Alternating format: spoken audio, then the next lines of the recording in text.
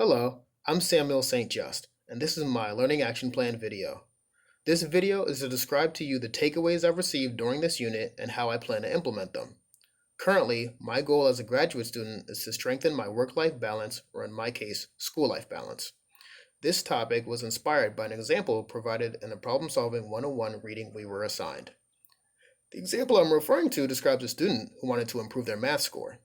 Immediately, the student considered the option of discontinuing their soccer practice in order to reach their goals, but then reconsidered their decision. After reconsidering, the student asked, "What type of questions am I getting wrong?" and began breaking them up into categories to find the root cause. After analyzing the math questions, it was apparent that geometry was hindering their score. Further analysis narrowed down geometry into subtopics giving the student trouble, including trapezoid area, cylinder volume, and Pythagorean theorem.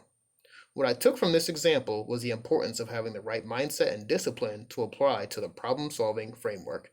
The book mentioned different personality types that would fail to implement this strategy. Incorrect mindsets included the go-getter who was too impulsive to complete a goal with a proper plan, and the dreamer who spent too much time overthinking ideas and not enough time implementing them.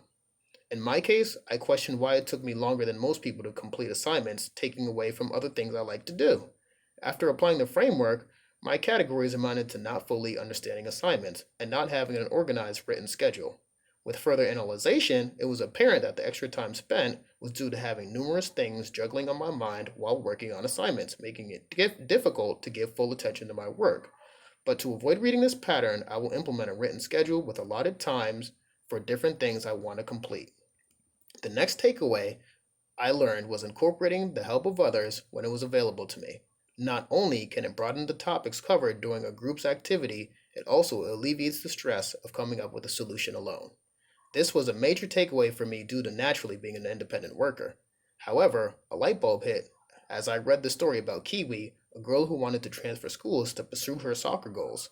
Even after applying the problem-solving framework, sound advice from her soccer coach with clear experience helped make her decision easier.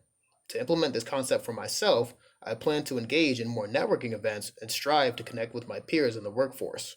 I think it will be imperative to have people to turn to in my educational and professional life, like Kiki and her soccer coach.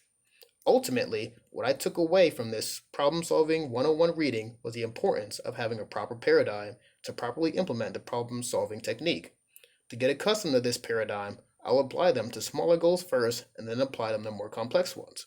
With time and experience, I plan to have the paradigm engraved in me enough to take on any task with ample confidence. Thank you.